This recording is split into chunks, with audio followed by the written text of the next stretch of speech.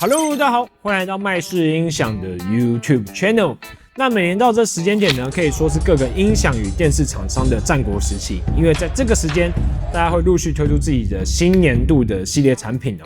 但是呢，今天我所要介绍这款由韩国 LG 所最新推出的旗舰级的桑巴 S95TR， 我觉得它在这个竞争激烈的时代，它依然能够杀出一条血路。那大家就来跟大家讲讲为什么。其实韩国 LG 呢，他们在去年呢，有引进了这个桑巴，就是 QP5 小丘霸跟这个SC9。那 QP5 它属于比较入门、比较迷你型的产品，这个就先不讨论。SC9 我觉得很可惜的地方在于说，其实在韩国当地他们是有配套的无线后环绕的配件可以购买，但是当初 SC9 在台湾上市的时候是没有后环绕的，所以很多的一个消费者，假如说他买了这个 LG 的 C3， 或买了一些 G3， 或买了他的 QNED 系列的这个高品质的电视，他们想要用 LG 的桑巴去做搭配的时候，他们一看到没有后环绕。那你想想看，买了这种 LG OLED， 它属于已经是不便宜的电视，是高级电视了，你自然想在音效上也想要有一个完整的感受嘛。所以那时候 SC9 没有后环绕，让很多这个消费者就觉得那我就看向其他的产品了。但是在今年呢 ，S95TR 它除了带给大家满满的就是后环绕重低音，然后它的桑巴本体之外，它的价格呢也非常的亲民。以一个旗舰级桑巴的价位，你通常会想到是多少钱？应该是5万多差不多，那便宜一点就是4万多嘛。但是今年呢 ，S95TR 完全不用，它的台币的定价35900元。我必须要讲，就是35900元，它比起香港以及美国当地美金的定价来讲，都是算便宜的了。所以可以看得出来 ，LG 他们在今年真的是很有企图心，要把这个桑巴重新的推向就是大家消费者手上。那另外一提的就是说，同时间还有另外一款入门级的产品叫 S70TR，2万出头的价位，它有的同样有后环绕、有重低音，还有桑巴本体，也是我觉得是一款杀手级的产品。那在之后的这个影片也会为大家带来这个第一手的开箱介绍。好，那关于这个 S95TR， 它虽然不贵，但是很多的观众朋友一定会想说，那它到底听起来怎么样？听起来好不好？是不是适合我呢？那接着在后续的影片就会为大家来做介绍。那记得在观看影片之前，按赞、订阅、加分享我们麦氏音响的 YouTube Channel。好，首先我们来讲到 S95TR 它的一个外观哦。首先，当然打开包装之后，你就会看到它有一个桑巴的本体，然后有2颗后环绕，非常的巨大，以及1颗无线的重低音。首先我们看到桑巴本体的部分，它的尺寸125公分的宽，然后6点多公分的高，以及这个13.5公分的深。以桑巴来讲，就是一个旗舰级桑巴的尺寸。在外观的材质的部分，它摸起来会有点像是，应该这么讲，它就是一个塑胶的材质。那它的原厂官网也讲说，S95TR 今年是用很高比例的可回收的塑料，就算是再生的塑料去制成的嘛。所以呢，它的整体的材质是非常的环保的。然后甚至连它前面的这个网格，我当初在摸的时候，我还以为是这个是金属，但是后来官网写说也不是，这个也都是用再生塑料去制成的。我觉得这一点反映出，其实你在这个时代环保已经是很多大企业所重视的一个议题。甚至有时候我在想，甚至他们在卖到，假如说你在卖到欧洲的时候，你想想看那些欧洲的消费者，他们的环保意识是很重的。如果今天你的产品的材质不环保，那他会觉得说，那这样带来更多的气候变迁，带来更多的天灾，那他根本连买都不会想买。所以你可以说，环保议题在这个时代，它除了环保之外，其实还有很多的商业考量的。好，那接着在 LG 桑巴 S95TR 的这个正面的上方呢，你会看到它有一些触控的按钮，就是它就有讯源的切换、WiFi 配对键、音量的大小声。但是我要特别讲一下，就是说，今年的 S95TR 它的一个显示的画面，在它的正面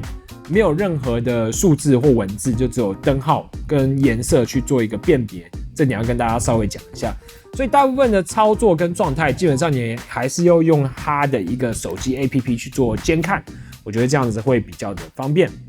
好，那讲到单体的配置，单体的配置的话，它就是一般常见的中央声道、左右声道、侧边的侧环绕，这构成一个算是5.0的配置。好，那接着在天空声道的部分，天空声道的话，它有2侧你会看到2颗天空声道。接着呢，你还会看到它中间有一个标志性的这个叫中央声道的天空声道。这颗天空声道其实我们在去年 SC9 也有看到嘛，那这个天空声道的听感怎么样？后续我跟大家说明这样。所以呢，它的主桑巴非常特别，是一个 5.0.3 的配置。好，接着呢，我们再看到它的一个后环绕，就目前在我右手边的转盘上面呢，造型非常的特殊。先讲一下它的尺寸，它尺寸的话，宽我记得将近是16公分，那它的最凸的地方有将近14点多公分，高度大概22公分左右。就以后环绕来讲，应该是目前市场上最大的后环绕吗？我记得应该是算前几名的这样。它的单体配置呢非常特殊，2颗平面的单体，要配上一个天空声道。那很多人问说，那它这个后面的单体是一个是侧环绕吗？一个是后环绕吗？其实它的设计来讲，并不能这么分，应该这么讲。它这个是所谓的一个 bipolar 的设计 ，bipolar 是一个双向发声的设计。一般你在所谓的专业就是专业的喇叭，尤其剧院市场，你可能会看到，但在一般的桑巴市场，我现在好像还没有看到有相关的产品，所以这应该是第一款桑巴的后环绕做成bipolar双向发声的形式哦。那为什么要做成这样子呢？其他原理是说，它这个桑巴的后环绕，它要做2面发声的时候，它的中心的轴线，它在这个地方会做一个声音的重叠，所以你在它的轴线上，你当然会有一个非常能量的音压，但同时呢，因为它还有向2侧去发出声音嘛，所以你会得到一个很好的氛围感，所以就是一个我觉得算是有特色的设计啦。那好，讲完它的后环绕之后，来讲它的重低音。但重低音基本上这就是一个常见的配置，看起来就是一个8寸的大小。那它的正方形的面积是40×40，然后呢，它的宽度就是大概20几公分。好，那这时候稍微题外话一下，就是说，很多观众朋友常会问说，这个无线的重低音到底要放在哪里？只能放前面吗？还是可以放在后面？那我跟大家讲的是说，就是基本上你在放无线重低音的时候，就是以视觉上方便的为主。那的确就是你的重低音放在你的房间不同的位置，如果你用仪器去测量，它的声音是有差别的。但我必须要讲的就是说，以目前的大家的房子的空间来看呢，你不太可能说你重低音位的声音去放在一个特别好听的地方，因为那个地方可能对你来讲是有挡到动线的，或视觉上很丑的。所以我觉得比较实际上的建议是说，你的重低音先放到一个你视觉上觉得最漂亮的地方，你后续要透过这个，像现在他们都有所谓的空间校正，都有所谓的手动的 EQ， 你再透过后续这2个手段去让你的重低音的音色变得更加的平顺、更加的干净、更加的好听。我觉得这个实际上是比较可行的做法。好，那我们讲完了这个S95TR 它的一些外观之后，我们来讲一下 S95TR 它的桑巴的接孔。首先呢，它有一个光纤接孔提供音讯的输入，接着呢，它还有一个 HDMI 的输入与 HDMI 的输出。那特别要提的是说，S95TR 它的 HDMI 输入在开启这个 VR 可变刷新率的模式之后，最高只能支援到 4K 60帧。所以以游戏玩家来讲，你可能这个接孔，这个输入接孔你就用不太到。但是我觉得不用太可惜的是说，因为你看目前 LG 的电视啊，基本上它4个 HDMI 接孔都是做所谓的 2.1， 然后 4K 120帧的满血满配的，所以就是你说桑巴上面它去做这样，再多做一个 HDMI 的输入，可能对 LG 来讲，他觉得这个就比较意义比较小了一点这样子，所以就你有游戏接玩家，你还是不用担心，你可以直接接到 LG 的电视，再透过这个电视的 EARC 把声音送到 S95 的 TR。好，那支援的音讯规格方面，它支援这个 Dolby Atmos DTS-X， 这基本上都是一个算是目前主流桑巴所配备的规格啦。那音讯无线音讯部分，它支援 AirPlay 2还有 Chromecast， 这边要讲一下。一般的 AirPlay 2这很常见，那 Chromecast 这个就是让你用 Android 手机的时候，你也可以透过Chromecast 去传输一些，假如说你有听 KKBOX， 你有听一些高品质的音乐平台，你可以透过 Chromecast 去送这个无损的音乐。那我觉得这对 Android 用户来讲算是一个福音哦。好了，那讲完它的外观，讲完它的接孔，那接着就要进入它到这个 APP 操作以及音色分享的环节了。但在进入这个环节之前呢，我们先让大家来听一下这个 S95TR 它的一些声音的片段，让大家感受一下，来体验一下这个韩国 LG S95TR 它的一个魅力吧。可惜我聽不懂，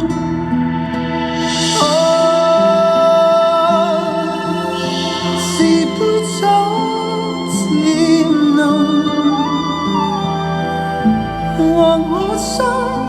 真空，何以敢震動？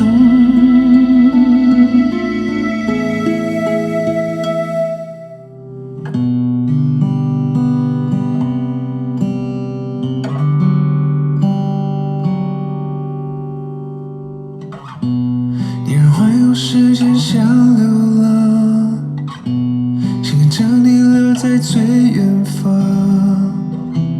怕你自己一个人会孤单害怕，期待未来每天的一步。Cause I'm feeling so cold, feeling so lonely inside. Need to go home, but now I'm losing my mind. Every day just feels a fucking blow. 这种感觉快要想不出 I wish I never had to feel so sad inside. 想和你看5月的晚霞，6月日落，在一起是7月的流星，8月温柔，只愿把未来的浪漫以及你 All about you。想和你看5月的晚霞，6月日落，在一起是7月的流星。好，那听完 S95TR 的声音之后，接着就来到 APP 操作与音色分享的环节了。首先呢，在目前来讲，你要操控这个 LG 的 Soundbar， 你还是要透过这个他们有一款叫做 LG Soundbar 的 App 去做操控。但到今年的7月的时候 ，LG 他们会把所有这个 Soundbar 的操作整合到 ThinQ App 里面去，就是目前还没有。所以大家在看我这部影片的时候，其实它整个操作的逻辑应该是一样的，但是操作的界面外观应该到时候又是完全不一样这样，所以还是给大家一个参数做参考。好，首先我们进到这个 LG Soundbar 的 APP 里面，我们会看到它的整个界面来讲啊，在它的页面有几个比较重要的事情，就在于说，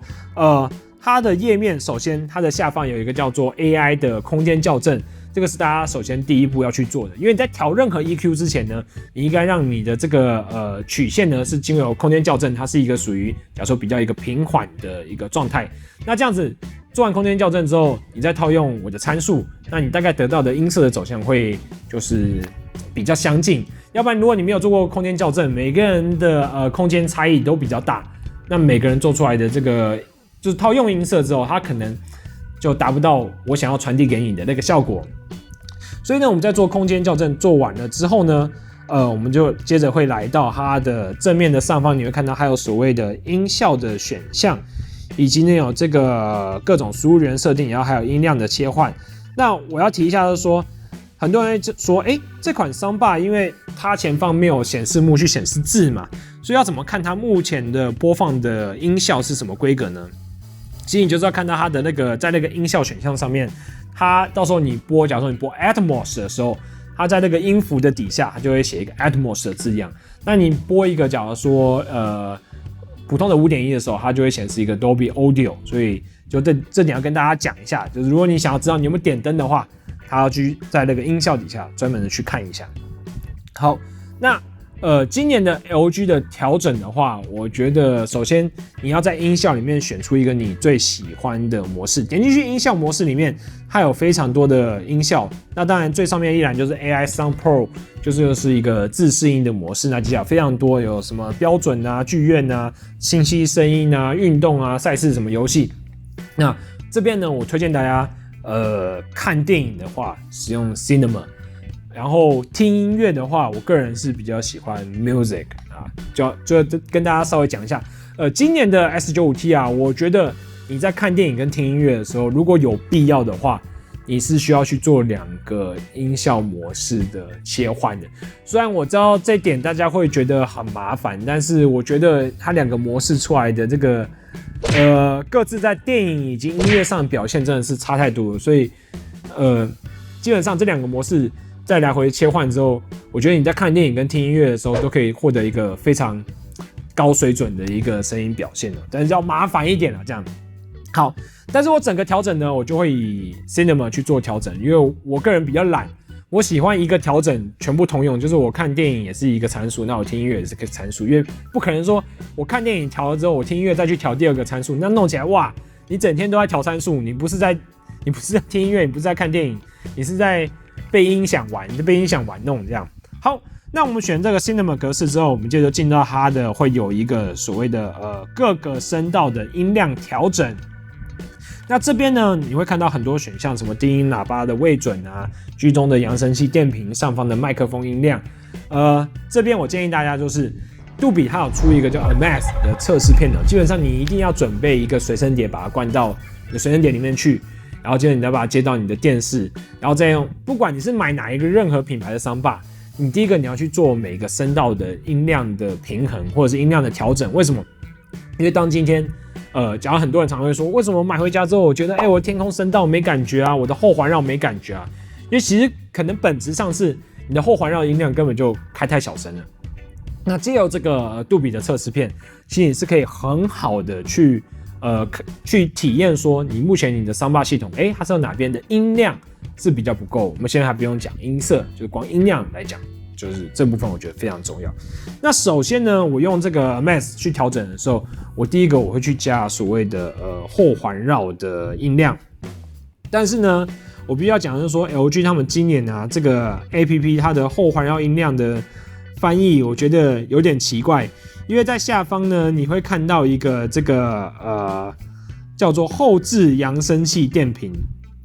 但是呢，在这个后置扬声器电平的后面又有一个后置喇叭的电平。那基本上我觉得这两个选项我在动的时候，我觉得好像只有前面的后置扬声器电平会有感觉，后面那个后置喇叭电平是没有作用的。但是基本上我把两者视为同一体了。首先我在测试的时候，我就会把它的后环绕音量调到4，因为我跟大家讲一下，我的距离大概是做大概3米多，然后后环绕就是直接放在我的沙发的后侧两边45度角，直接对着我。那我在用那个杜比测试片的时候，我就听到它有个鸟飞一圈的那个测试音效。那我会希望说它前面跟后面的音压是比较相近的，所以我们先调这个后置的扬声器的电平。那调完后置扬声器的电平之后，我们再来调所谓的侧边扬声器电平。侧边扬声器的电平是什么意思呢？就是你在听它这个杜比，它有一个环绕音效在飞的时候，这个鸟的翅膀呢，它前面在飞的时候，它是有中间飞到左边，再飞到后面，再飞到这个右前方。那左前方跟右前方呢，这就是控制所谓的这个侧边扬声器电平。所以你要前后的音量都比较平均的话，就是你后环绕、后置扬声器电平跟这个侧置的扬声器电平，你的听觉上感受要差不多的这样子。好，那调整完了之后呢，我们接着就来调整所谓的天空声道。在这个 Max 的影片的后面呢，它会有一个下雨声。那这个下雨声呢，我跟你讲怎么调。你先调看上方，他们这边叫上方麦克风的音量啊，我觉得翻译不太好，这边应该就是所谓的天空声道，前方的天空声道。你把前方的天空声道的值从最大的我记得它最大是开到正6，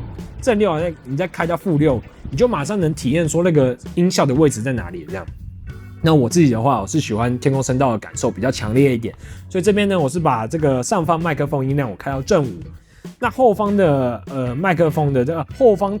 它的后面翻译还不一样，叫做头顶后方扬声器的音量。我这边我是开到了正6，因为我觉得这样子感觉起来那个，如果你前面天空声道开太强，你会觉得那个雨声是在前方的头顶；那如果你后方的那个天空声道开太强，你会觉得那个声音在后面。所以你两个都开大的时候，它其实听起来比较像在你的头就是正上方，我觉得感受是比较好的这样。好，那我们接着就最后还有一个所谓的低音喇叭位准跟这个居中扬声器的电平。居中扬声器的电平，我会等到有人声的片段我再去做调整。那我们现在调一下低音喇叭的就是音量。这边的话，我觉得以这款来讲，它要开到正4，你会比较有看电影的感觉。好，那最后一个呢，我们电影的那个环绕的音效啊、天空声都搞定了嘛，我们就要搞定人声。人声是我觉得这支soundbar最重要调整的部分，因为它如果没调的话，我觉得坦白讲，人声中置声道有点小声。所以第一个呢，我看电影的时候，我先把它的这个扬声器的电平呢，我先做大小的调整，我先调到了正4。那我调到正4了之后呢，接着在右上角你会看到它有一个算是一个 EQ 的选项，点进去之后呢，你就会看到它有所谓的高中低音。那我觉得这3个高中低音跟大家想象的高中低音可能不太一样，我简单讲一下。低音去加强的话，你的人声的那个厚实度会增加，就是人声会变比较明显。那这个基本上我要开到正4，我觉得配上那个中置的音量，那看电影比较过瘾。那接着第2个中音就是它跟低音比较，就是人声的锐利度、穿透度，就是尖锐程度会再增加。那这个我觉得我也是开到正5，因为其实我看电影我是偏好人声比较靠近我，然后很有那种锐利感。然后接着高音呢，我觉得它就是真的是修饰一些那种怎么讲？如果乐器的话，就是一些很打鼓的那种金属的敲击声，有像那样的感觉，就是敲击声的那种明显的程度，那跟人声的一些锐利度会再加强。所以我的调整的顺序是低中音跟高音这样3个顺序去做调整。那高音基本上我也是加到正4，所以这样的参数来讲，我觉得你在看电影的时候，你的人声表现会比较突出。然后呢，基本上 LG 的Soundbar 的调整不多，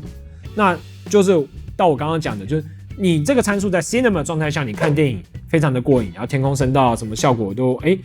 还不错。但是你听音乐的时候，记得你就要把它切换到音乐模式。就必须要诚实讲的是说，这个 Cinema 模式在听音乐的时候，它会把人声做一个很奇怪的处理，就是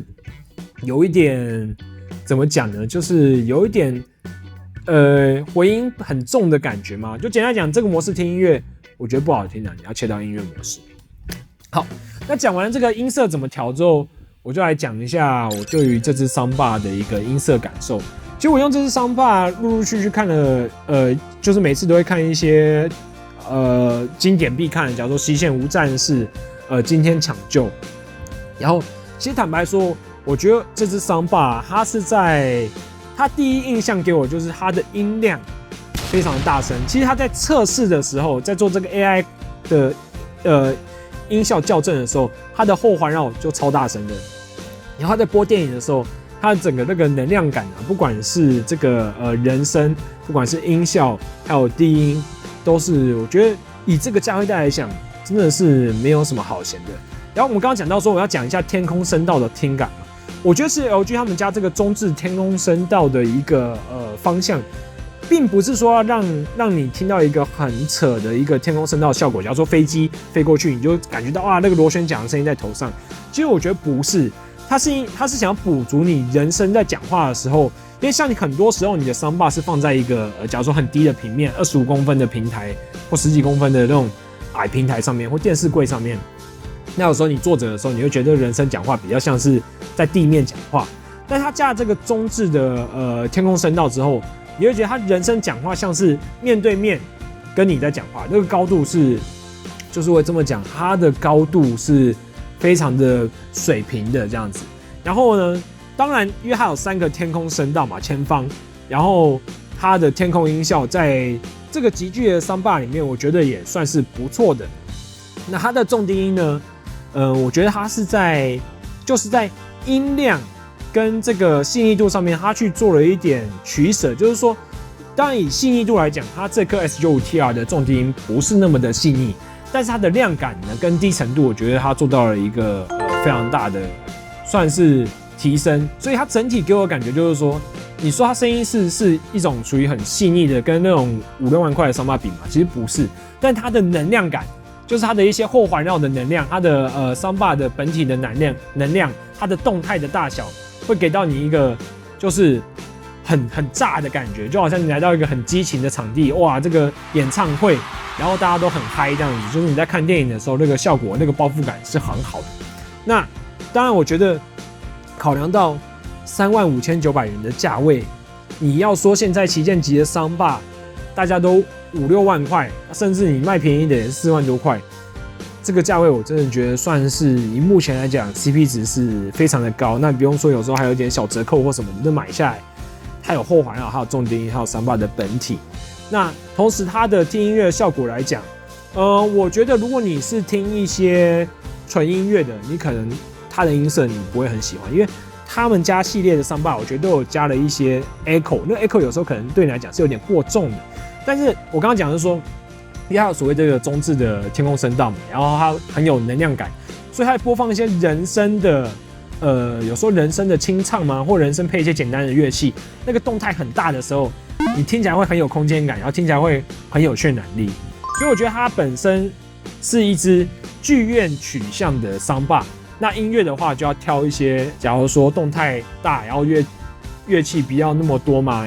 然后人声的音乐、流行歌，我觉得听起来的效果都还蛮棒的。加上它的操作，以目前当然它的自己的那个 LG Soundbar 的 App 操控，我觉得没有到那么的方便。但是如果之后整合到 ThinQ 的话，你想想看，之后你的电视，哦对，讲到电视，我们还没有讲到说它的 LG Soundbar 跟电视连接的相关的一些功能哦。就是在今年的这个 LG Soundbar 上面，它跟 LG 电视它有一个叫做Wow Orchestra 的功能，跟这个 Wow Cast 的功能，就是说它可以跟 LG 的电视无线连接，然后做无线的 Atmos 的播放。那或者是说它可以跟 LG 电视连接之后，让电视的喇叭还有这个 S95TR 一起去做发声哦。那我觉得，因为 LG 它的 OLED 电视喇叭也做得不错嘛，那跟 S95TR 配起来之后，其实那个沉浸感是更好的。那这是要跟大家仔细讲，就是说这些功能其实它有限定系列，就是我记得只有在 QNED 86还是 QNED 80以上才能去做这个 Wow Orchestra 跟这个 Wow Cast 的无线连接的搭配。所以如果你是买假如太入门的 LG 电视，它是不能这样去做使用的。那另外还要讲的就是说， LG 他们家在连接电视的这个壁挂架上面，他们是有做解决方案的。像以往可能很多人为什么你Soundbar我都不建议壁挂，因为你想想看，你一般电视你买65寸，你Soundbar壁挂你贴在底下好了，那你要打洞嘛。那等到你电视换75寸的时候，那个又要Soundbar的位置要移了，又要拆下来要打洞。等到你换到83寸、85寸的时候，那个Soundbar又要再换一次。那可能很多人他不喜欢说他的墙面可能大理石啊，他的墙面可能他觉得很美，他不喜欢就在他的美美的墙面上留下坑坑巴巴的洞。那 LG 的这个Soundbar与电视的连接架，它可以就做到说你不用再去打额外的洞，它基本上就是它的这个连接的方案，就是它会跟电视合在一起。那之后你的Soundbar直接挂上去，那可以去做一个视觉上的一个终极的解决方案了。那比较讲的是说，在 QNED 系列以及这个 LG C 系列的这个不同的电视上，它 S95TR 都要用不同的脚架。那这部分是选购的，要跟大家稍微讲一下。那外观的部分，我们也稍微就是之后都会做一些安装的教学影片让大家看一下。所以如果说今年你是买 LG 电视的朋友，其实尤其你又是买上 C4 或 G4 或者是 QNED 系列，我非常推荐你去搭配 LG 的Soundbar，因为以往 LG 他们家是没有出这种有后环绕的机种嘛，今年有出了，这样其实价格并不贵。那搭配下来的效果，看电影来讲，我也觉得特别的好，所以就是强烈的建议大家来我们麦斯音响体验一下这个 LG 今年新款 S95TR Soundbar 的一个魅力了。好，那我是 Alan， 接着呢，希望呢有机会来帮他开箱这个我今年也算是蛮期待的 S70TR 这款入门级的一款产品了，因为我真的很想见识看看2万出头有后环绕又有重低音又有Soundbar本体到底是什么样的一个效果呢？好，那我们就下次见喽，拜拜。